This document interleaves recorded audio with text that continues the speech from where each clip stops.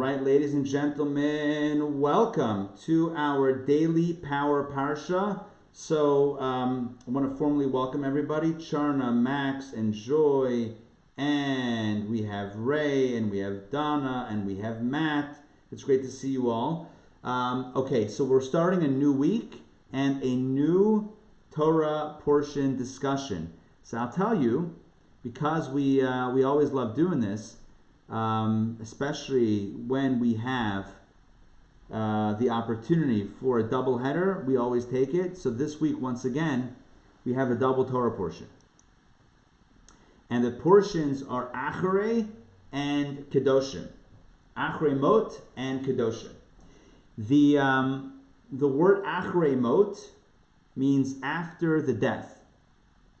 After the death. And it's, as we'll see soon, the death that we're speaking of is the death of the two sons of Aaron the high priest. So the Torah tells us about, once again reviews their passing and talks about the aftermath of that and kind of, some things that happened. And then the second portion is called Kedoshim, and it speaks about, Kedoshim means holy, and it speaks about what it looks like to live a holy life. I will tell you that there's a long-standing Jewish, I don't know if it's a joke or some sort of tongue-in-cheek humor that says Acharei Mot Kedoshim. After someone passes away, we always speak. They're always holy. Right? Acharei Mot, after death, Kedoshim. Everyone's holy. Right? We always say good things about somebody after their passing, which actually is not a cynical thing. It's actually a good thing. It's a good thing to look for the positive in a person after they passed away. But what the Torah portion very directly of Acharei begins with, Acharei Mot begins with, is a discussion about Yom Kippur. It's a discussion about how to enter the Holy of Holies. Can I ask a question? Yeah, for sure. Question, please? Yeah. Okay, so it's kind of like maybe a bit of a regret when someone passes. Also, you feel, oh, I didn't recognize this, or I wasn't appreciative, and it's not really what I thought. So does that cause more regret for the person? Yeah. It's we speak of only the positive of a person after their passing. It could come from a place of clarity and perspective. It can also come from a place of not wanting to cause the soul of the one who passed away any harm by judging them harshly. And it's also a shift in perspective. We might see things that we didn't notice before, or we didn't pay attention to. So all of the above is true. But it shouldn't make the person that's changing their perspective feel bad. No, I don't think it's about feeling bad. I think, we might feel bad if we feel like we missed an opportunity to say the kind words when that person was alive. I think that often happens where people regret not saying things before a loved one passes away. Maybe it's a message then to say more of the kind, loving things, and why wait till someone's gone before we speak good of them? Let's do it while they can listen and appreciate it. Maybe that's a lesson.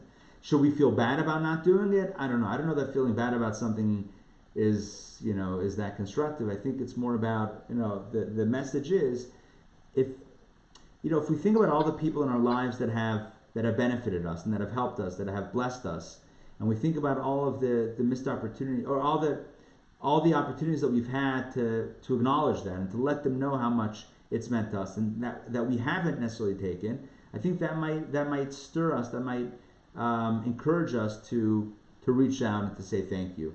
Whether it's to maybe a teacher that was influential in our lives when we were young, or to a mentor, or to a friend, a colleague, a family member, to reach out. It's always a good thing. So maybe the message is, don't wait till Acharei Mot for Kedoshim. Don't wait to honor them and to speak of their... also be focusing on the positive and not... Yeah, I would say to focus, definitely on the positive. Right. All right, so, but great point, great addition. So the Torah portion of Acharei Mot, the first of the two of this double portion, speaks about going into the Holy of Holies. And it explains in the context of the death of Aaron's sons that the only one who's allowed to go into who's allowed to go into the Holy of Holies, which is the holiest space in the tabernacle and the temple, is the high priest, and only once a year. So we have here a confluence of three entities: time, space, and spirit. Time, space, and spirit. And very often in Judaism, these three elements are coinciding. Time, 1 day a year, Yom Kippur. Space, one place on earth, the Holy of Holies. And spirit, or soul, one human being on earth, the high priest. I mentioned a few weeks ago that before, I think it was the end of the Torah portion of, I want to say maybe Tzav, which is going back a few weeks. So the high priest would quarantine himself inside the temple for 7 days before Yom Kippur, because it was such a holy day, because it was such a holy service. He literally slept there. He quarantined himself there to absorb the holiness and to be able to be in the right zone for this very special day. So I want to share a few things about the Yom Kippur service and about the Torah's discussion of that I think might be meaningful. So I want to share my screen. Let's do that right now. Hold on. Wait a second. Okay, let's do this. Share screen. Acharei-Kedoshim. Here we go. Torah reading. Boom. Okay, can you see that? Torah reading for Acharei-Kedoshim? Yes? Okay, fantastic. Okay, so you see here how the Torah portion begins. This is the opening of Leviticus chapter 16. And look at the opening verse. It kind of sets the context. And the Lord spoke to Moses after the death of Aaron's two sons, when they drew near before the Lord and they died.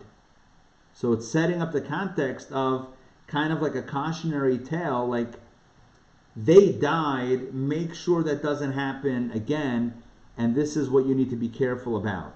So this is verse number 2. And the Lord said to Moses, speak to your brother Aaron that he should not come at all times into the holy within the dividing curtain in front of the cover that is upon the ark, so that he should not die. For I appear over the ark cover in a cloud. Basically what God is saying is, God says to Moses, tell Aaron that it's not open season. It's not whenever you want, just go into the Holy of Holies and go in front of the ark. That should not happen. Why should you not do that? Why should he not do that? So that he should not die. In other words, if he does that, if he just goes in whenever he wants, then that will be the fate of his two sons, of Aaron's two sons, who passed away. So that is a death sentence. Why? Because God says, I appear over the ark cover in a cloud. The implication is that there's a level of sanctity, there's a level of holiness there in that space that is not accessible to a human being in a normative fashion on a regular basis. It's only accessible at a certain time, in a certain context, and to a certain person. Only the high priest on Yom Kippur in that space. That's the only time that it works. Okay.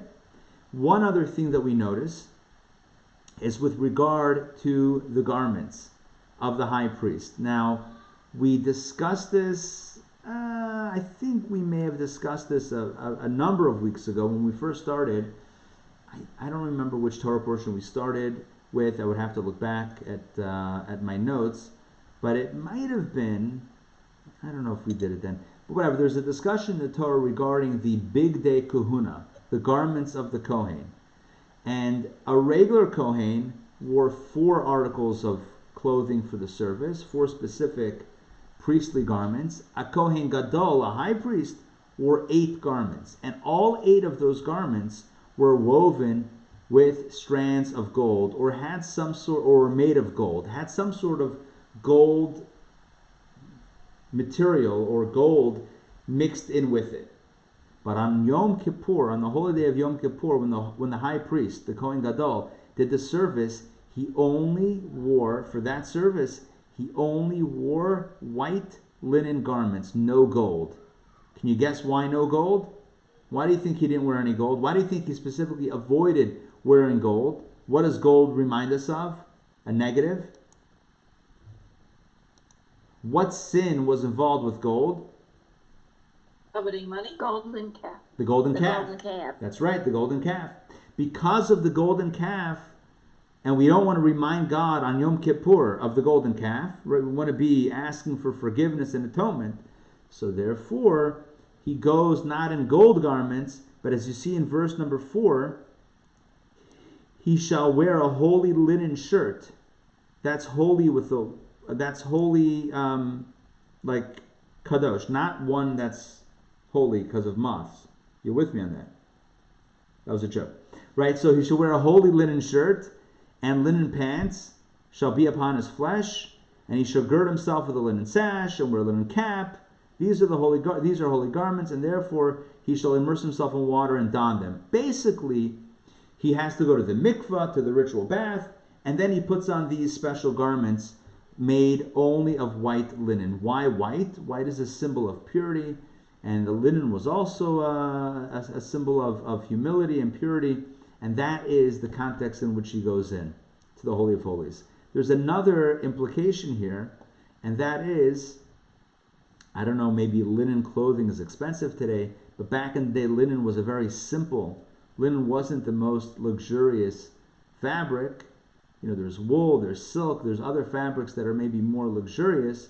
Linen was deemed to be a little bit more simple.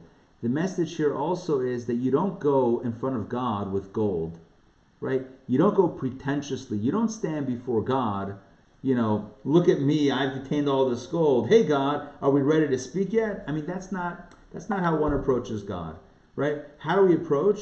We approach God with humility. With a simple wardrobe, so to speak, not just physically, but spiritually. We approach with simplicity, simple, white, pure linen garments, unadorned.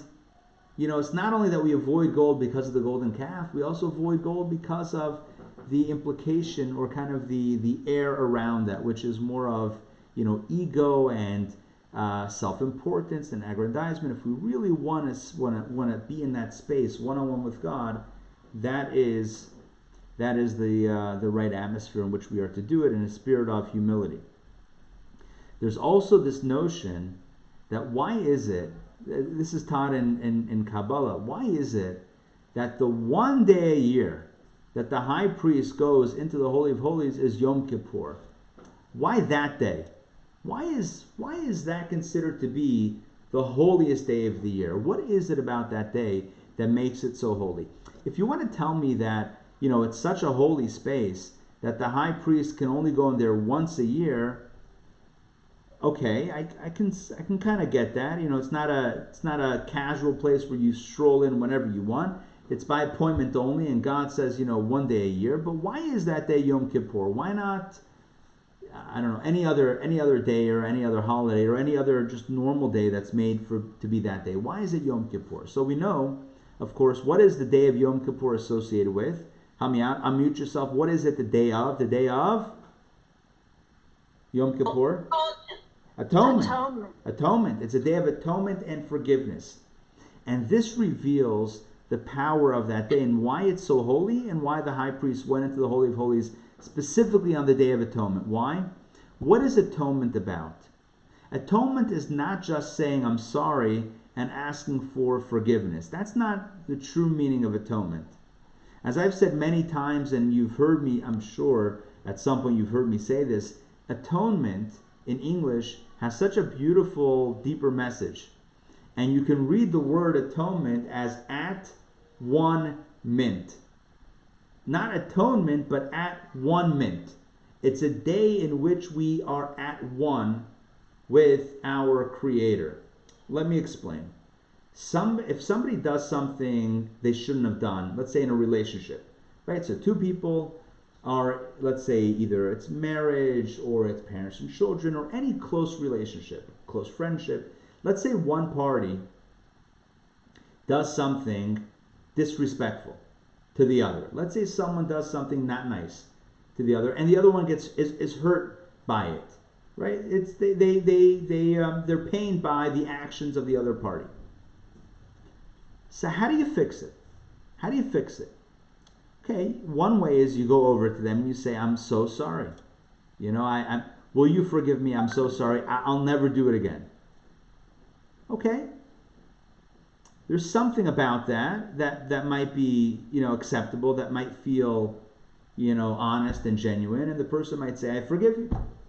If it happens again, okay, maybe also forgive you again. But so one approach to forgiveness is for each and every indiscretion to kind of, follow up and ask for forgiveness and say, "I'm sorry, I won't do it again."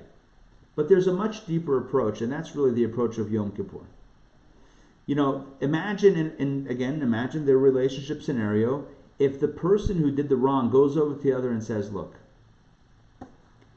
I have not been thinking about you as I should.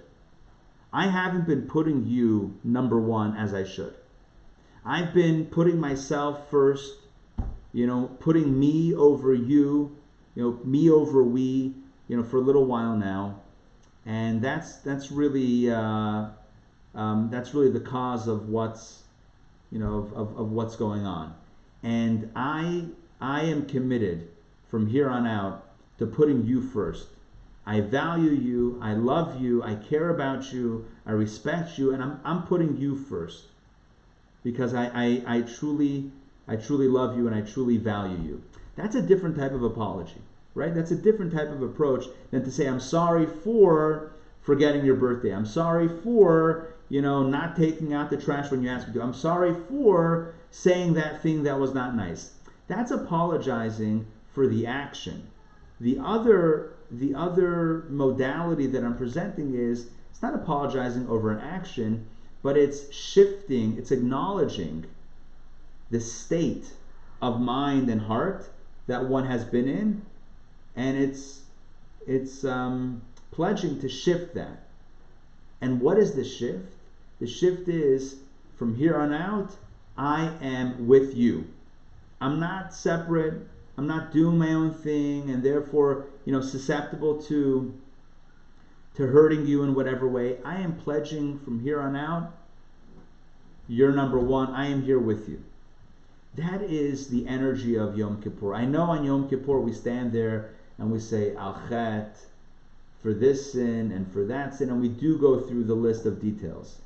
But it's much deeper than the details. The day of Yom Kippur is a day in which we stand and recommit ourselves to the relationship. It's not about the specific thing as much as it is about the recommitment to the relationship, about us saying to God, "God, looking back, we haven't always put you first. We've put ourselves first very often, and because of that, we've done things that we shouldn't have done. Or if we speak in the first person, I've done things that I shouldn't have done. And therefore, on this day of Yom Kippur, I am with you. I am pledging to be here for you, be here with you, and put you number one and not put you off to the side." That's what I mean by Yom Kippur being a day of atonement, of at-one-ment. It's a day to kind of recommit to our relationship with God. So it's not so much the details. It's about the more essential connection that we're reestablishing on that day. Does that make sense what I'm saying about reestablishing a connection versus apologizing for a specific, thing? Make sense? Okay. It's about reestablishing a connection, and that's so much deeper than just apologizing over a behavior. And that's why it was the day in which the high priest went into the Holy of Holies. Because what is the Holy of Holies? It's where God is. When is a human being, even the high priest, when is he able to go into that space one-on-one? It's only on the day of at-one-ment. It's only on the day in which that's the energy of the day in which we are now once again renewed and reconnected on the deepest level, on that deep relationship, one-on-one connection level with God. That's why it's the perfect day to go in to the Holy of Holies. There are other great days. Passover is a wonderful day. The anniversary of the giving of the Torah is a wonderful holiday. Shavuot, Sukkot is a great holiday. Rosh Hashanah is a great holiday. You have all these wonderful days. You have all these wonderful days and opportunities, but the bottom line is the day in which we are the closest with God, in the context of that, such a special day. I want to share with you, I think, one more idea, and then we're going to close it out. So, there's so much to speak about, but I'll share with you this. And it's not necessarily tied into any specific verse, but it's an overarching statement from the Talmud. The Talmud says that Rabbi Akiva said that God, quoting from a verse, it says God is like a mikvah. We spoke about a mikvah last week, a ritual bath, a ritual purification cleansing bath. Not a physical bath, but a spiritual cleansing bath. It says God is like a mikvah. Just like a mikvah purifies, so too God purifies. And the question is asked, all right, it's a nice analogy that's given, but do we need the analogy? Do we need this, just like a mikvah purifies, so too God purifies? Yeah, God cleanses us when we recommit to God, as I just mentioned. When we reconnect to God, when we say to God, we're putting you first, God cleanses us. God absolves us of our stuff. So why the need to draw the analogy from a mikvah? I'll share with you an amazing explanation that the Lubavitcher Rebbe once gave. When it comes to a mikvah works in a very interesting way. A person might be ritually impure for two different reasons. They might have come in contact with one element of impurity, and they also might have come in contact with another element of impurity. So here's the question. What happens if a person has a double whammy? Remember that game Whammy? What was that game called? That no whammy, no, there was, whatever. If you know the name, remind me. Remember that game show? Yes? No? Okay, doesn't matter. So, if a person is hit with a double whammy, let's say an impurity that's going to last for 7 days, and another impurity that only lasts, let's say, for 1 day. So here's the question.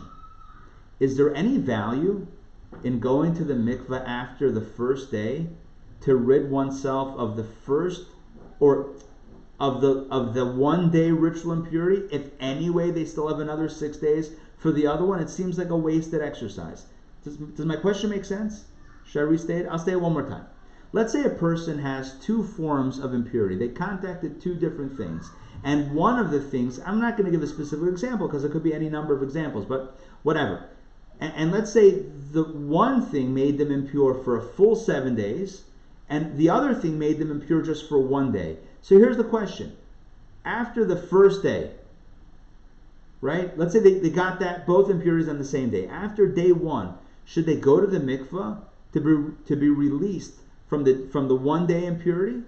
Or is there no point because they anyway have a 7 day impurity that's on their record, or that they need to go to the mikveh in another 6 days for anyway, so might as well wait. In other words, even if you go to mikveh now, you're not going to be fully cleansed and purified because you still have another element of impurity. So is there any point?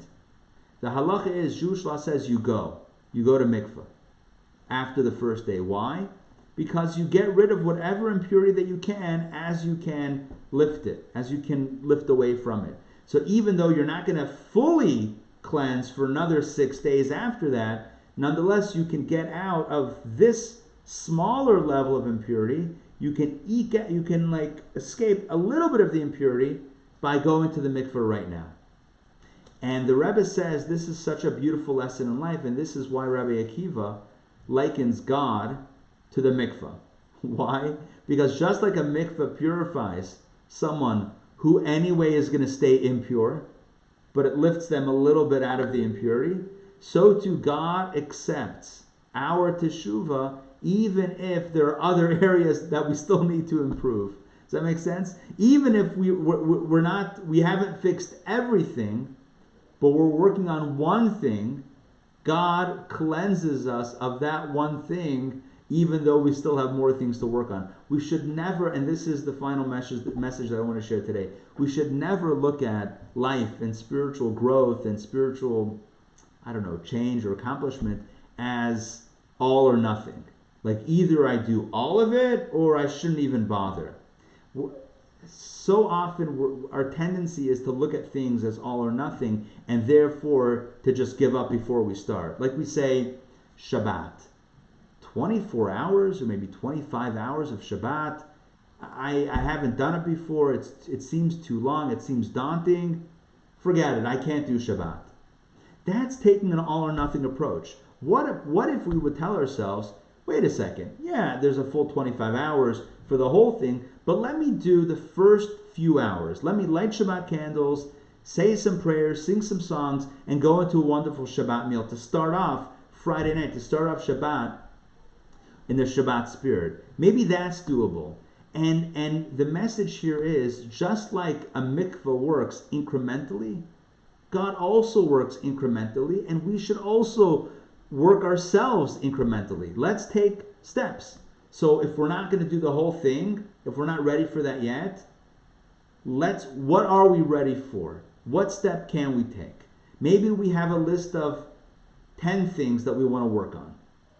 Okay, we look at the whole list, it becomes very daunting. Who hasn't woken up on a morning on occasion and been overwhelmed before we even started our day just thinking about all the things we had to do? Because if you think about it all, it can become overwhelming. What's the eitzah? What's the advice? What's the path forward? It's not to look at everything. Any advice that you would ever get on kind of time management or managing our task management. The first advice is write everything down or whatever, organize things and address them one at a time. Because one at a time, life is manageable. All at once, life can become very overwhelming. So, the final message I'd like to leave you with today is that look at life as a series of challenges, as a series of growth opportunities. Never hold back from taking that first step just because you're not ready to take all the steps right now. The other steps will come after the first step. Just to share a silly anecdote, silly, whatever. Maybe it's not going to relate 100%, but in my head it relates perfectly. So maybe it'll come across to you that way also. I studied for a year in yeshiva in London. And we were in a suburb of London, Hampstead Garden suburb. And that's where the yeshiva was. We didn't get out to the big city, to London, to the actual city often. On Fridays, we would go out to visit the Jews working in various businesses and wrap tefillin with them or give them, Shabbat candles or whatever it was. We would, go out on Fridays a little bit to the city, but not sightseeing. People find out that you went to school in London. It's like, oh, what sights did you see? We were pretty much looking at the Talmud and helping the community out. That was our focus. But there was a time where there was a break, I don't remember, it was a few days, maybe a week of a break from the yeshiva, from the schooling. And so, we were learning on our own, but we had some time to kind of see the city finally. So I remember we took a friend, I think it was a few of us. So we took the tube, we took the public transportation, the subway, or whatever it is in London, and we went to the city, and we were trying to see the bridge. What is the bridge called? I think it's called the Tower Bridge. Yes, Tower Bridge. Huh? No, that was a joke. London Bridge. Anyway, I think there's a bridge called the Tower Bridge, which has it's very ornate and beautiful. Whatever, and it's the Big Ben is there and all this wonderful stuff. It's been a few years, but if my memory serves me correct, that's what it's called. Anyway, I get out of the subway, I get out of the tube, I come, you walk up the stairs, and you're now on street level. I remember we're walking toward it. This is before smartphones and GPSs, and we were finding our way with a map, and back in the old days, the old country, and we walked through a few buildings and around a few blocks, and suddenly, we got a glimpse of the bridge. And I pulled out my camera, again, before digital cameras, pulled out my camera, or maybe it wasn't, I don't know, I don't remember. I pulled out my camera and I took a picture. Wow, it's so beautiful. So gorgeous. And then we kept on walking down more streets, around more bends and whatever. I got a better view. I took another view, took another picture. And I kept on taking more pictures as we got closer. I ended up with like a half a dozen pictures of the same bridge, and I could have just waited to the last picture to get to the last stop, in front of the bridge to get the whole thing. But I was so excited as, going on. So I don't know, in my head, this connects to the idea of step by step. And you can't get to the final step without the first step. Maybe I could have gotten the other pictures without the first picture, but you can't get to the big steps without taking those first steps. That's the truth in life. The truth in life is, unless we're brave enough to make that first step that seems insignificant, or that our Yetzer Hara tells us is insignificant because it doesn't want us to take any steps. Unless we're brave enough to take that first step, we're not going to make the progress that we need to make. So, as Rabbi Kiva says, God is like a mikvah, right? Just like a mikvah purifies incrementally, step by step, even if there are bigger steps, even if there are bigger challenges out there that we haven't yet faced, that we haven't yet overcome, the mikvah embraces us where we are. God embraces us where we are. And we should embrace ourselves where we are and what we're ready for. So, in conclusion, I'd like to quickly recap as many of the points that I mentioned thus far. Number one, Acharei-Kedoshim. We tend to honor those that we love after their passing. Let's honor and acknowledge and thank those that mean a lot to us while they can still hear, while they can still appreciate it.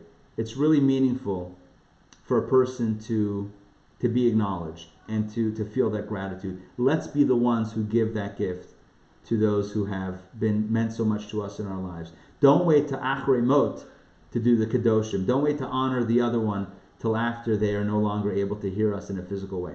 That's the first point we mentioned. This is with help from Donna for clarifying that point. So this is a bit of a tag team insight. The other insight that I shared was about the simplicity of the white linen garments. Right? We don't have to feel like the only way to step before God is in our gold and ornate garments. In fact, that might be a bit of a presumptuous way to stand before God. The high priest went into the Holy of Holies wearing simple white garments. The message is, simple is beautiful. Pure is beautiful. God loves us as we are without needing to pretend that we're someone else or be fancier than needed. We also spoke about the power of the Day of Atonement as not being about, I'm sorry for this, I'm sorry for that, but really about pledging. It's about renewing our relationship with God. It's a day of at one-ment. It's a day of being one with God once again. It's not about I did this wrong, I did that wrong. It's a day of God, I missed the boat. I've been looking a different direction. I've been distracted, and now I'm here with you. And it's on that day that a person is face to face with God once again. That's the best day for the Kohen Gadol, for the high priest, to go into the Holy of Holies. And the last point that I mentioned was, of course, about the purification of the mikvah and of God and of within ourselves. The notion that even if we have other challenges that we're not yet ready to conquer, it doesn't mean we shouldn't climb the mountain right in front of us. It's that first step that leads to all of the other steps afterwards. We should never desist in taking that first step out of fear of, can I really make all of the steps? That's not a good way to start. That doesn't help us with our growth. So let's be encouraged. God loves us. Whatever steps we're willing to take, we should love ourselves with whatever steps we're willing to take. The main thing is to keep on taking steps. Like I said before about Shabbat, 1 hour, 2 hours, 3 hours, whatever, the Friday night plus Shabbat morning, whatever we're ready to do, let's jump right in and keep on growing. I appreciate you all. I'll acknowledge you and thank you for being here. I'm not going to only say thank you after you've already logged off from this session. I'll say thank you right now. So thank you for joining me today for the Daily Power Parsha. I value the time that we have together in these noon sessions. to study Torah, to study the Torah portion, and to have a good discussion. I do want to mention that we are starting a brand new series tonight called Miracles. It's going to examine the nature of the supernatural. It's a 4-part series, 7:30 p.m. You can find more information and RSVP on our website, intownjewishacademy.org. And the website, the direct address is probably intownjewishacademy.org/miracles. If I had to guess, that's the direct link. All right, you can feel free to jump in, chime in, ask questions, or we can all sign off. All good. All good? Good. Great to see you all from Atlanta and from the Holy Land. Navi, great to see you. All right, awesome. Take care, everyone. Have a great day. Hope to see you later. Either way, hope to see you tomorrow. All right. Thank you. Pleasure. To good health.